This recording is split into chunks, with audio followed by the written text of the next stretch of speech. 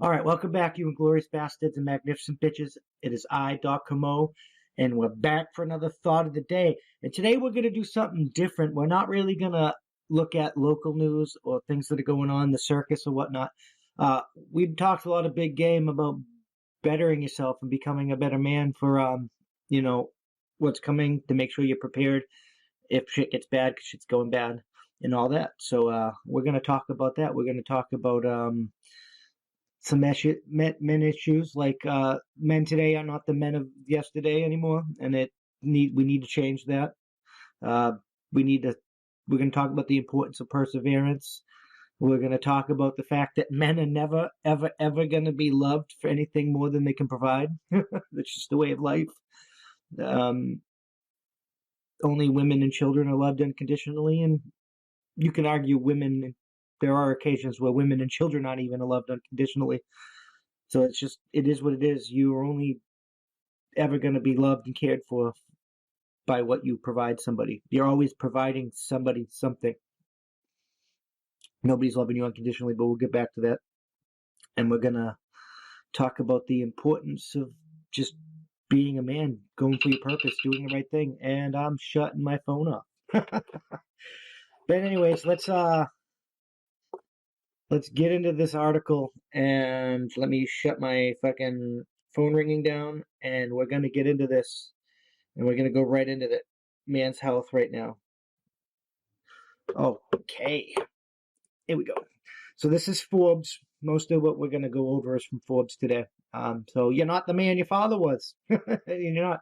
According to a recent, so this article is old, but so like that the problem, because it hasn't been addressed, is most likely worse.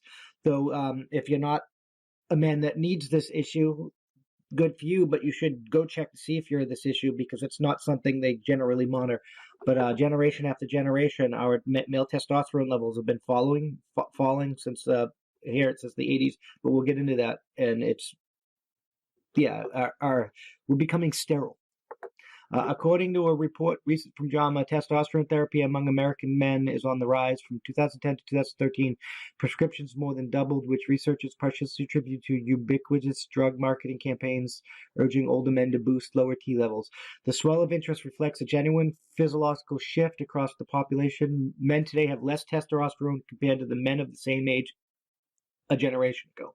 Asking why, this trend still continues today. Asking why requires untangling complex web of social, environmental, and behavioral factors that are dismantling age-old ideas about masculinity and triggering real anxiety over changing gender roles. Women's fucking birth control doesn't filter out of the pee; it goes into the water, and that gets into men. That helps with we put estrogen in fucking dairy cows to increase milk production. That helps lower men's testosterone levels. Some of the foods we're eating are bad for our testosterone levels. We're not as active and exercising much, which is also bad for our testosterone levels. And we need to adjust fire and unfuck that shit. Men need to become men again. Studies show that men's testosterone levels have been declining for decades. The most prominent 2000 study at decades, a journal, and nobody's been fucking talking shit about it. Nobody even thinks it's a problem. They just, these are the new normal numbers. These are the new normal numbers. No, it's not fucking normal. It's a fucking problem. The most prominent study in Journal of Clinical Endocrinology and Metabolism revealed a substantial drop in U.S. men's testosterone levels since the 1980s, with average levels declining about 1% per year. This means, for example, a 6-year-old man in 2004 had testosterone levels 70% lower than those of a 60-year-old man in 1987. Another study of Danish men produced similar findings, with double digits declining among men born in the 1960s compared to those born in the 1920s. This is happening all over the Western world. There may be a war on men going on, if you believe that stuff or not. I know that's one of the most popularly held beliefs, but you can't control what society pushes on you. All you can control is how you react to it, and you got to become the better you can be. Like, this is your health. Like, go get your testosterone checked and unfuck this. You'll thank me for it. You'll exercise quicker. You'll lose fat better. You'll have more energy. You'll feel healthier. But it'll change your world. The challenges to men's health don't end there. Rates on certain reproductive disorders like testicular cancer have risen over time, while multiple European studies have found that the sperm counts are sinking. These trends coincide with the decline of musculoskeletal strength among young men in a 2016 study. See, all of these things react to each other. if we don't have the right testosterone levels, our bodies are not going to function correctly. It is the primary male hormone. This average 20 to 34-year-old man could apply 98 pounds of force with the right hand grip, down from 117 pounds by a man of the same age in 1985. Though grip strength isn't necessarily a proxy for overall fitness, it is a strong predictor of future mortality. What's behind all of the downward trends? The answer is complicated. The decline in testosterone levels is almost certainly linked to higher rates of obesity, which suppresses testosterone, and many linked to lower rates of smoking in men, since nicotine is a potent aromastase inhibitor. The 2000 study, however, the age-matched declines persisted over controlling for those variables. Many observers put more weight on increased exposure to environmental toxins such as pesticides, parabens, and chemical common in household products like Pilates and Barthol A. So it's a whole amalgamation of a bunch of different fucking things that are threatening your health because it's lowering your T levels. And you should take my advice and go talk to your doctor. Only your doctor can tell you if you have this problem, but most of us do. Also playing a role, long-term shifts in the way we work and live. Young men are far less likely to hold jobs in manual labor, so they don't have to be physically strong in previous generations. Meanwhile, certain forces of close relationships, such as marriage, fatherhood, and increased time spent with children, are casually linked to lower testosterone levels. Yet here again, the evidence is muddled. On the one hand, Gen X and millennial men are marrying later and having fewer kids. On the other hand, young men today are more likely to live with other people, which may promote pro-social hormones like oxytocin that are natural antagonists to testosterone, and those who are fathers are spending more time with their children. I guess that's true. I mean, there's all sorts of shit that goes into that. We're going to continue here for a little bit. One reason why it is hard to pinpoint what is driving the declines is the sheer number of factors that could be in play. Yes, like I said, it's amalgamation. To account for low test researchers have cited other lifestyle trends. So it doesn't. There's a whole bunch of things that could be the reason why your testosterone, you could be in that lower testosterone bracket, and you got to go to your doctor and get your testosterone level lowered so you can see what the levels are at, and you can look up what the levels are supposed to be, and you can create a plan to attack that. You can sit down, you can figure out what factors are at play, and you can slowly eliminate those until you have a nice healthy T level, and you're living the best. You're living as the best version of you can ever live. I'm just fucking saying. Moving right along, we're gonna talk about. I know how doing things is easier said than done, and we all like to give up when we think it's like beards. Men want to grow beards, right? We'll use this as an example, right? They start growing their beard, and then their face gets all itchy, and they stop growing their beard because they don't like the way it feels or the way it looks and such. But had they used beard product like beard oil on their face would not be so itchy, and you condition in your beard, and you wash it every couple of days, you condition it every day, you brush it, and you shape it, and you use beard product. Eventually you'll push through that awkward stage, and your beard will look better. Like, my beard looks much better than it's been looking this entire time. This is like a year, got it cut up, got it shaped up, and now it grows some more. Condition it every day. Beard oil, beard balm. I persevered through that. I persevered because I tried a couple times, and I'm guilty of that.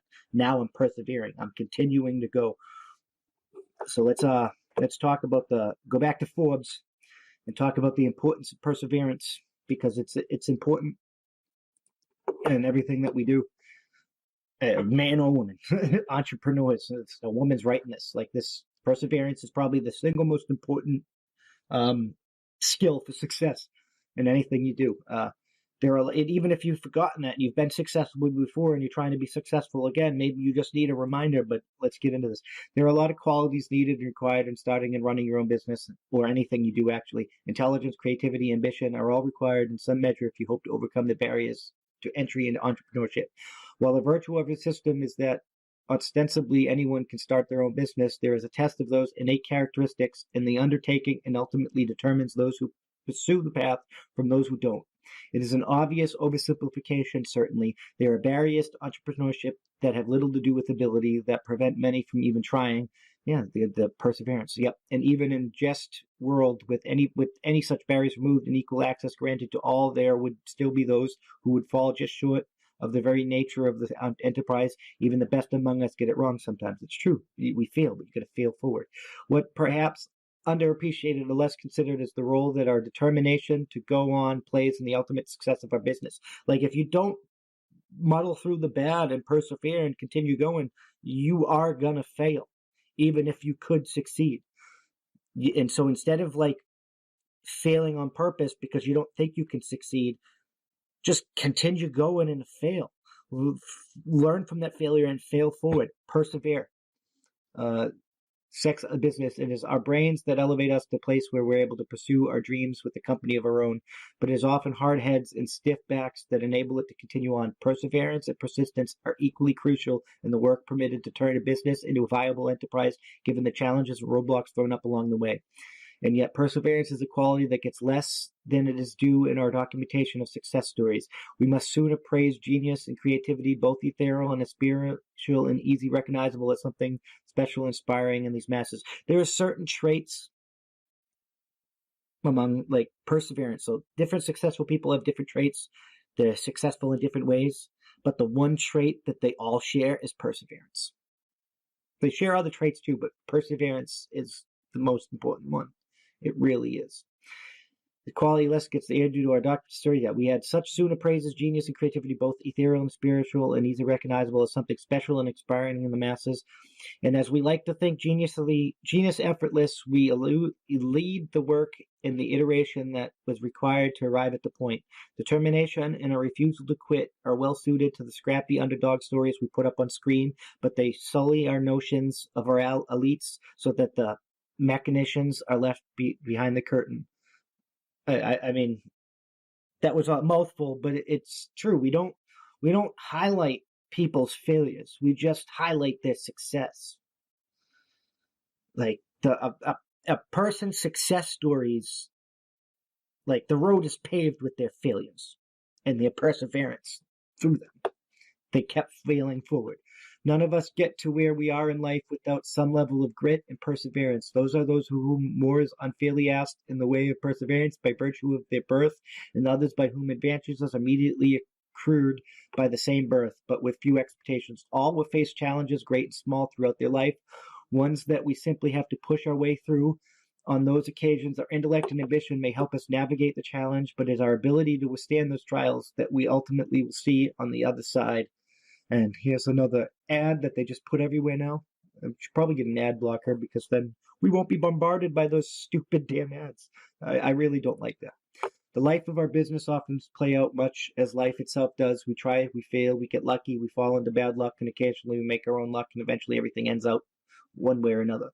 I mean, that is true. Some people fail, and they fail a lot, and they eventually succeed. And then some people don't succeed because they don't even try. Or they stop trying after they fail. They don't have that perseverance. They don't keep going. It's like, where are we? Things will break against you in your business far more often than you like, and probably more than you feel is fair. Like that Rocky speech, nothing hits you harder than life. And if you let it, life will beat you down, and it will keep you there if you let it. Like that's just how it works. Nobody's gonna do it for you. You have to have the perseverance and the grit to do it yourself. There's no other way forward. Where were we? In times like that, we have to be able to put our heads down and keep it at it when it might seem easier to give up or more cathartic to sit in your office and complain about the unfairness of the universe. Occasionally, those bad breaks will be of your own doing. Mistakes are much part of your business as they are life, and sometimes those mistakes are consequences in the immediate and down the road. We could again just give up and throw in the towel, but instead we persevere and work to correct what we can, and we work past what we can't, and we become a better version of ourselves. That's part of becoming it goes more than just your work ethic. You have to persevere through your failures in order to become the version of you that you want to be. Whatever your goal is, if you fail, you have to push through that failure and keep going until you get your goal. You can't let it You don't have a fallback plan. Don't have just go. Go get it done. Conquer your dreams.